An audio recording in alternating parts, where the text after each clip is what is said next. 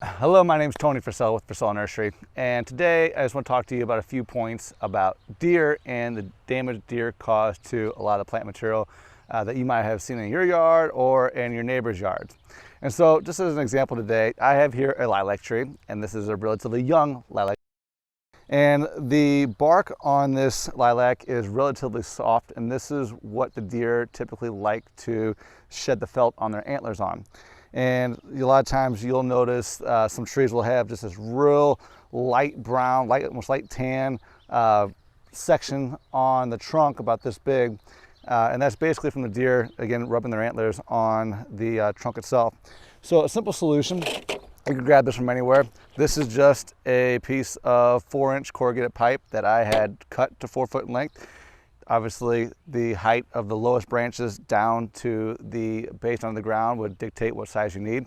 But all I did was cut it long ways to where I could open it up, and simply you wrap it around the tree all the way down. And I would suggest also using a zip tie to just tie it around, so that way if a deer does rub it and if it's loose on there, it doesn't actually fall off, and then the effort of putting it on there, the damage still damages the tree.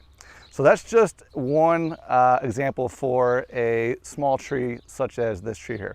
All right, the second example of plants that deer damage are a lot of evergreens, especially young evergreens. This is a green giant arborvitae, and arborvitaes are notorious for being targets for deer. A lot of times you will see the bottom 4 foot eaten off them completely. They're really, really young. You can even see deer rub on these evergreens as well. And so a simple solution that you can do to, again, try to keep the deer away is to use something called, basically this deer net that you just literally unwind it, wrap around the tree loosely, and the same thing like we did with the corrugated pipe, just use zip tie and just zip tie the ends together.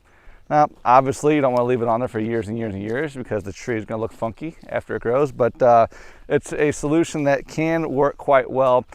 A lot of times I have seen arborvitae, once they start to hit anywhere between 12 and 14 foot, at least the green giants, the deer typically don't bother them anymore. It just happens to be on a lot of the ones that are 10 foot and under, I see a lot more damage, a lot more eating, a lot more rubbing on these smaller trees themselves. So just some solutions that you can put in place to help get the plant to that longevity that you're looking for out of the arborvitae. All right, so point 3. I have what's called deer Scram here. So this is a dry granular powder that you would spread throughout the landscape.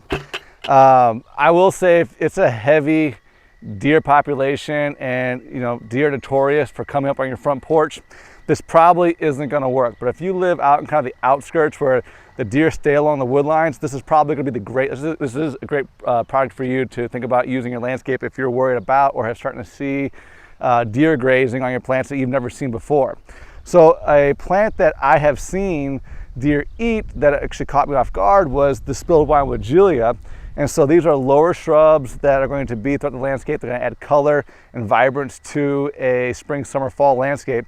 And these kind of landscape beds would be a great candidate for using the deer Scram itself. So beyond the deer Scram, the netting, and the corrugated pipe, the most surefire way to have a foolproof landscape is to try to work as hard as you can to introduce and incorporate deer resistant plant material. Now, and I will also say, just because vendors say they're deer resistant doesn't mean they're deer proof. So deer typically will always graze new plant material in a landscape, again, especially if it's a heavy deer population. So just because you see a little bit of nibbling doesn't mean they're going to devastate your whole landscape. So don't freak out. Just keep an eye on it and then take the appropriate precautions if you see any additional grazing on your plant material. If you have any questions, feel free to call us at our garden center, 636-798-2555, or talk with one of our main plant specialists.